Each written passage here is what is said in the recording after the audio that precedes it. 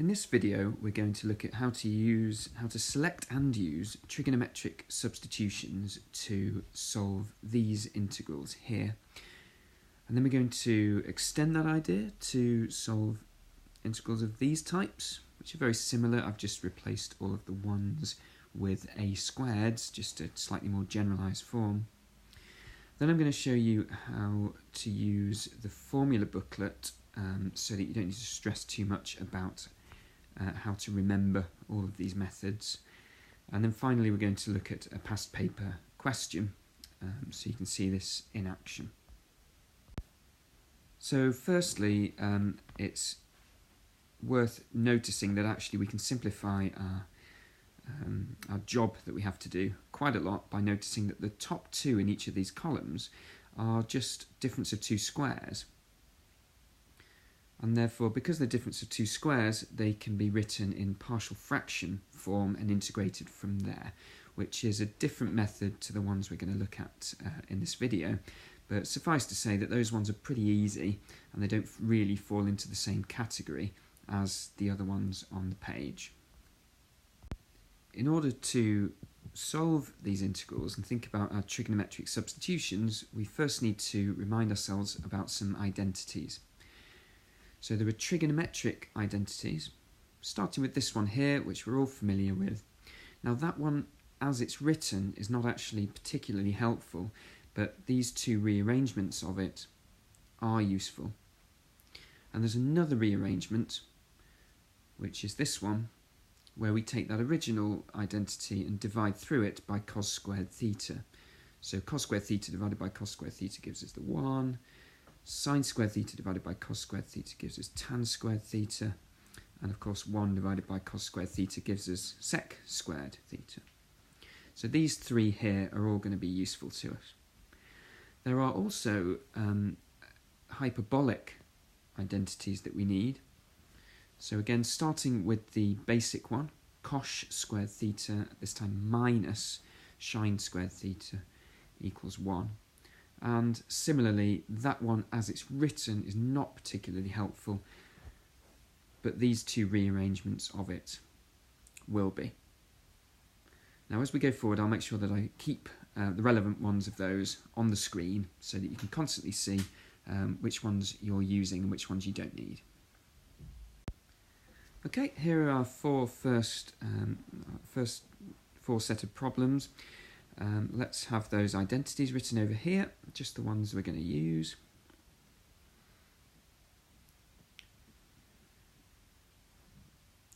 Okay, and let's have a little think about what substitution we can make to simplify and therefore integrate each of these four problems. So starting with the first one, we're interested in the denominator. We've got 1 plus thing squared. So looking over here in the identity area, where have we got a 1 plus something squared? Well, not here, but there, 1 plus tan squared theta. And also down here, 1 plus sine squared theta. So which one is it? Well, you can play with both, but actually you'll find that this is the 1 plus tan squared theta is the one that will work. But let's just do the wrong one to start with and see what would happen. So we're going to imagine it's this expression we need here, 1 plus thing squared, 1 plus sine theta squared. So we're effectively replacing, we're thinking of this here, this term as being our x squared, and that gives us our substitution. Now we wouldn't use it in its squared form, you just use x equals sine theta. And if you go from there and differentiate it, and then try and replace all the x's over here and the dx with thetas and simplify it down, you actually find that you end up integrating sec squared or sec squared theta, which whilst it's not impossible, is not very easy, and it's not a good tree to bark up that. So we're going to simplify things instead and choose the correct substitution. Instead, it's best to use x squared equals tan squared theta. So we're looking at this identity here. I'll show you in a short while a way of you don't want to go through that process every time of getting it wrong and then getting it right. So I'll show you a quick way of making sure that you always get that right, and it is pretty easy. It uses the formula booklet. So we're replacing x squared with tan squared theta, and that means we're really just replacing x with tan theta, and that gives us our basic substitution. Now I'm not going to complete this problem, or any of these, but I will just run through the first few steps of this to show you how this does simplify things.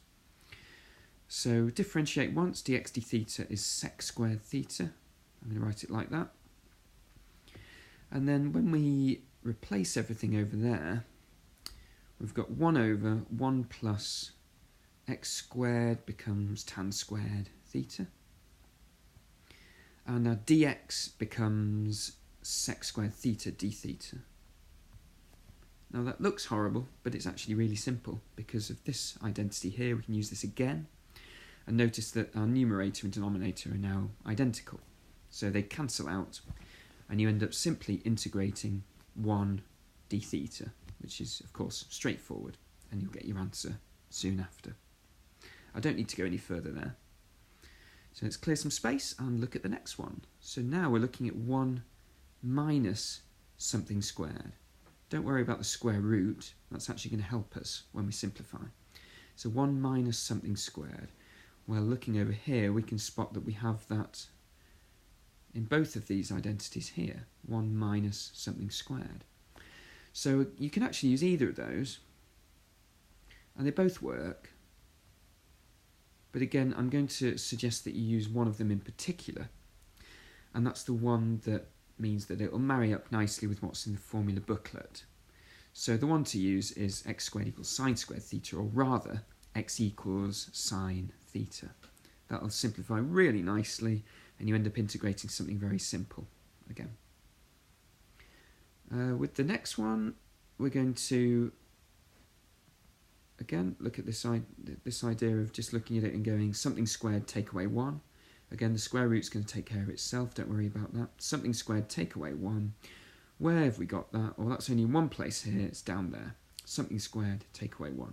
So our x squared needs to be cosh squared theta. In other words, x equals cosh theta. And if you run that through in your own time, you'll find that that simplifies things a lot. And the last one, 1 plus something squared. Well, again, we've got two options here, the same two as before, but this time it's the hyperbolic one that we should use. And again, have a little play and you'll see why the trig one doesn't really behave very well in that situation.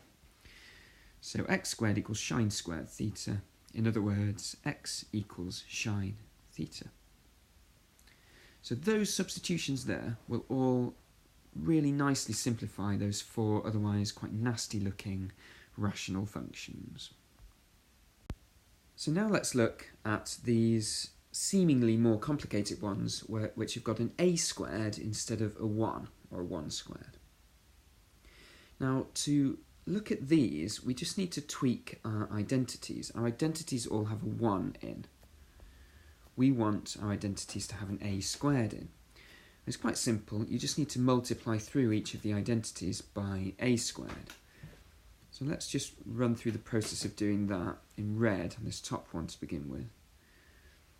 So I've just stuck an a squared in front of every term, but instead of a squared cos squared theta, I'm actually just going to write that as a cos theta all squared.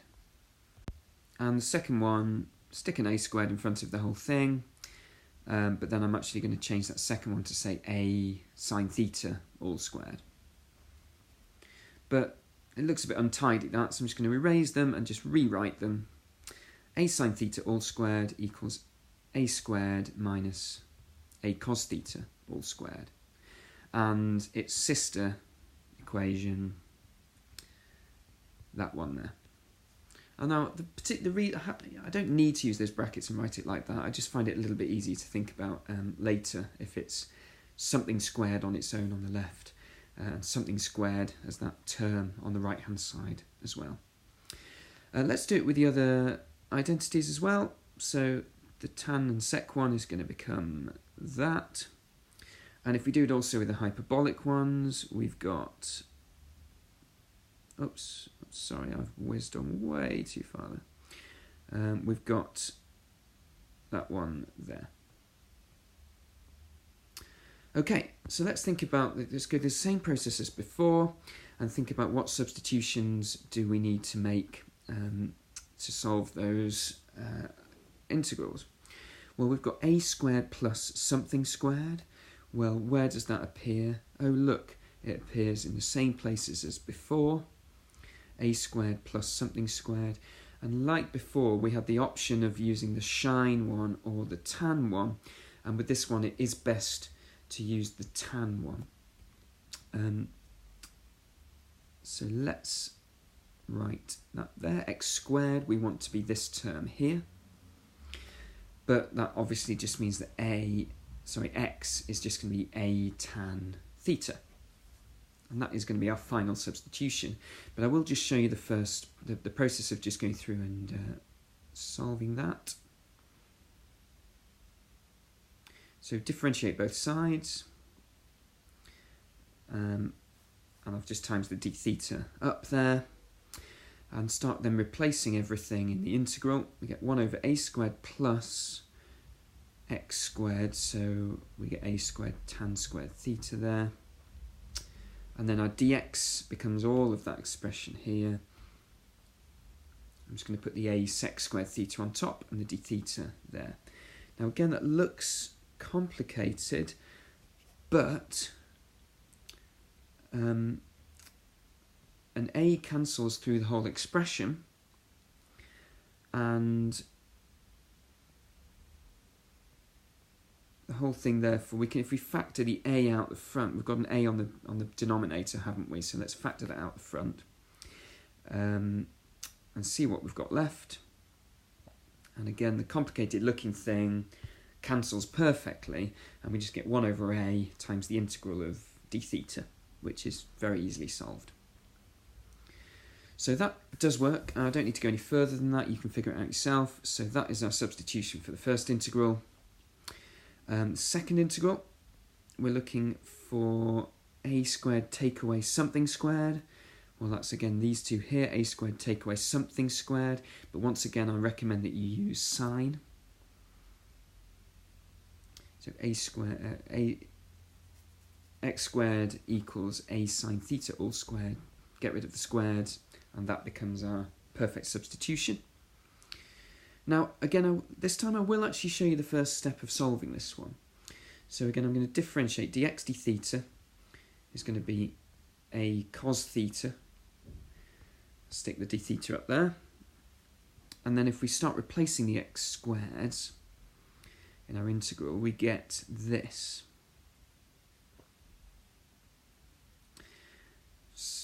Again, my a cos theta d theta, I've set the a cos theta on top and then d theta over here.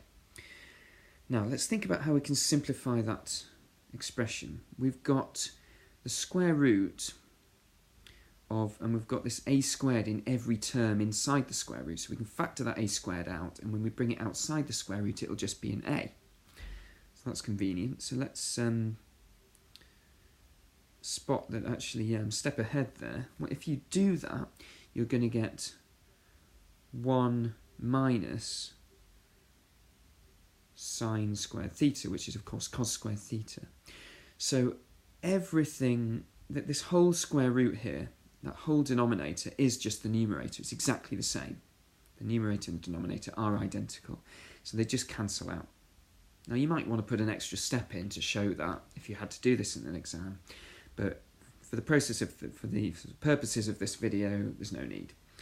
So those cancel and you get what you want. So that is our correct substitution for that second integral. Third integral, x squared take away a squared. So we're looking for something squared take away a squared. Well, that appears down here.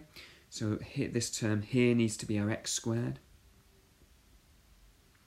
And that just gives us x equals a cos theta. And for the final one, a squared plus something squared, and it's going to be this one here. Again, it appears there, and it also appears here, but it's the hyperbolic one we want this time, so we want x to be a sine theta. And that, again, is our complete set of substitutions that work for those 4 integrals. So now is the time when I'm going to show you that shortcut using the formula booklet so that you don't need to remember those four different trig and hyperbolic substitutions. So in your formula booklet you have this table. Now I know that I've left half of it off the screen, but I've only at the moment shown the relevant part that we need. And look, they're all there, exactly in the way that we want them. So you've actually got a formula, they actually give you the answer to the integrals. Now I've just given you, we've worked out the substitution, but they're giving you the answer. But if you notice and you match them up, okay, they're not in the same order that I did them. They're in slightly different order. But you'll notice that you don't really, as long as you remember that you have to have an A here, you don't need to remember tan, because when you match it up, you realise that it says tan there. So you just look in there and see which of the 4 different trig or hyperbolic ratios or functions that we need. And that's that really. That's all you need to know. You've got tan appears there and there, sine appears there and there, cosh appears there and there, and shine appears there and there. So it should be pretty easy to remember / look up the process for this, because whilst they do give you the answers for these integrals, sometimes they do ask you to show where they come from, and you'll be able to do that now because you know what substitution to use, or you know how to use the answer to work out what substitution to use to then derive this answer as if you didn't know a way in at the beginning. So you can just pluck this substitution out of nowhere. That process I went through of using the identities to work out what substitution to use, you don't need to show that in the exam. You can pluck these substitutions seemingly out of thin air and just use those and get full credit in an exam. Okay, I promised you an exam question from a past paper at the end, so there is one. And let's think about how we're going to do this. So to solve problems like this, you need to look at this quadratic in the denominator and complete the square for it, because otherwise you're not really going to get very far. So just to complete that square, let's just run through the first few steps of that. I'm going to factorise 4 out of the first 2 terms, complete the square of what's inside that bracket, and then multiply the 4 through that whole expression, and then combine the -9 and the 13, giving this 4. Now, there's a couple of different things you can do from here. I'm actually going to show you 3 different ways of getting to the answer here that are all essentially doing exactly the same thing. So the question does tell us that we're going to need to use a suitable substitution, but it obviously doesn't really give us any indication of what substitution. Now, you might be surprised to know that the suitable substitution doesn't actually need to be trig or hyperbolic. It can just be a linear expression, a u for like x minus 3/2 for u. You'll see. Let's move on and see what I mean. So, starting off, let's just replace that quadratic with our completed square form version of the quadratic.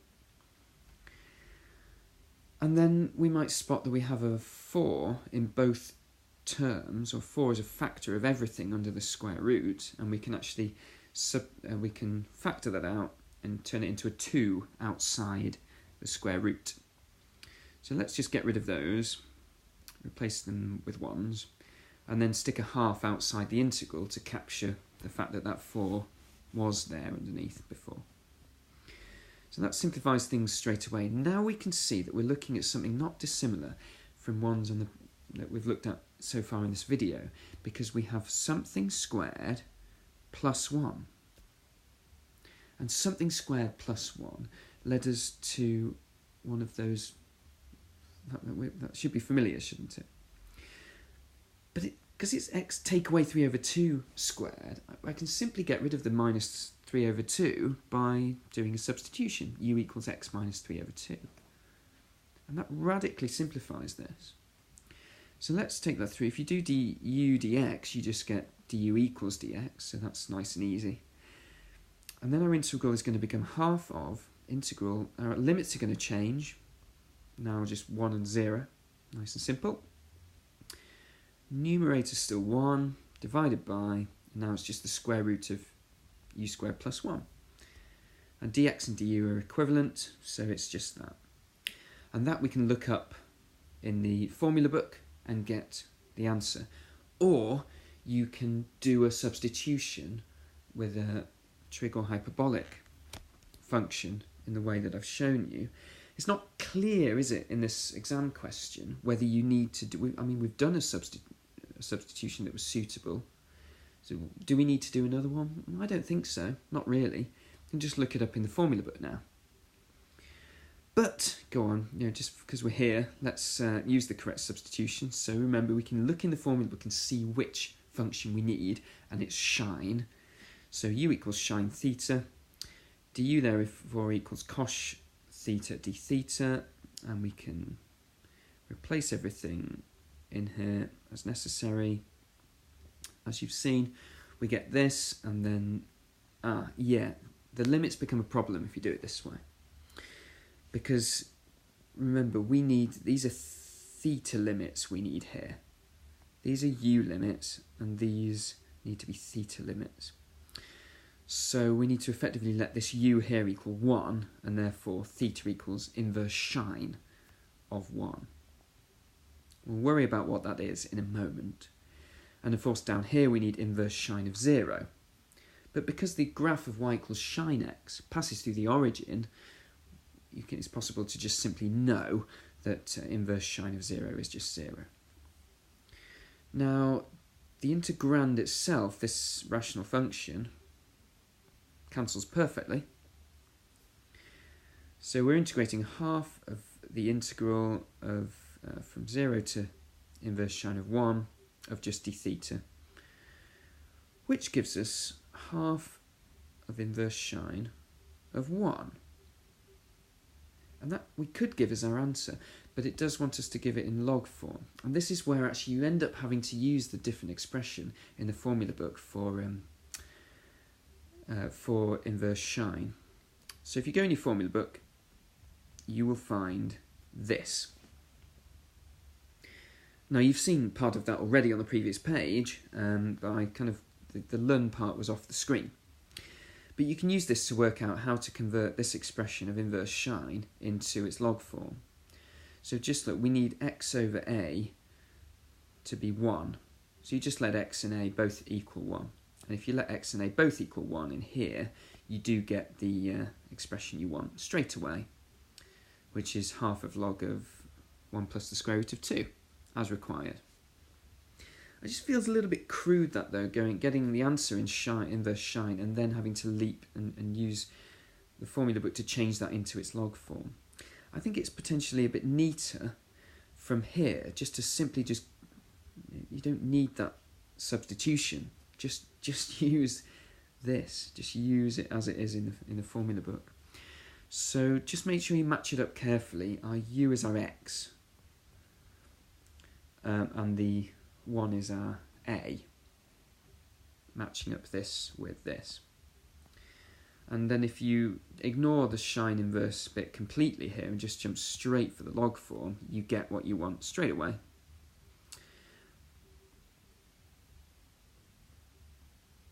So there we have, remember we still have to put the limits through, so we integrate this and we get this.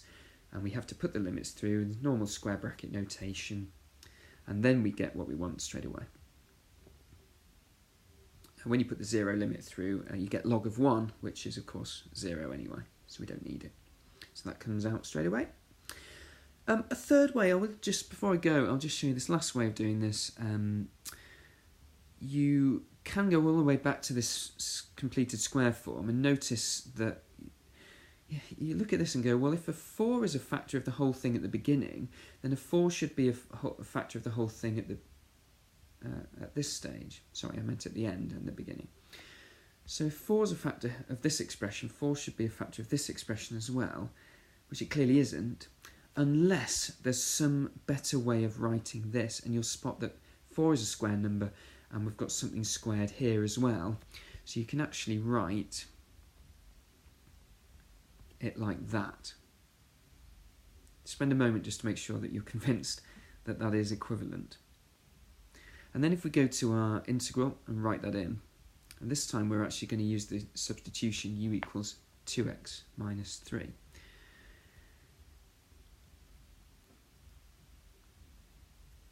And if we just propagate that through, I'm just going to replace our dx first with our du over 2.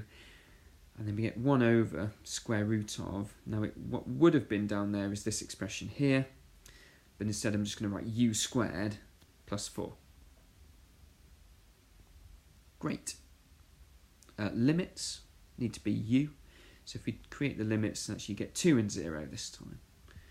And now straight away we've got something that looks just like this. So in one fell swoop we're straight away there. Our u is our x, and this time our a is going to be 2. I'm just going to bring that half out the front, just where it's not bothering anybody. Now, running this through, then you can, you can just go for it and just use the formula, but if you feel the need to, or if the question says you need to do it by proper hyperbolic substitution, then that would be the one to use, and you'd figure that out by looking the formula book and going, well, this integral is of the Shine type, so we know it's going to be u equals a Shine theta, but the a we know is 2, so that's how we've figured that out. Now I'm not going to go through that process here. I'm just simply going to use the formula in the book and go straight to log form. So we've got a half, we've got square brackets, we've got from here log of x plus the square root of x squared plus, and remember a squared is just 4, close brackets, close square brackets, and put our limits of 2 and 0 on. And if you stick those limits through, you get this awkward looking expression, but remember your laws of logs. This subtraction, we can combine the two logs into a single logarithm, and that subtraction becomes a divide, which of course then cancels the 2 out from the numerator to give us exactly what we want. And we're done.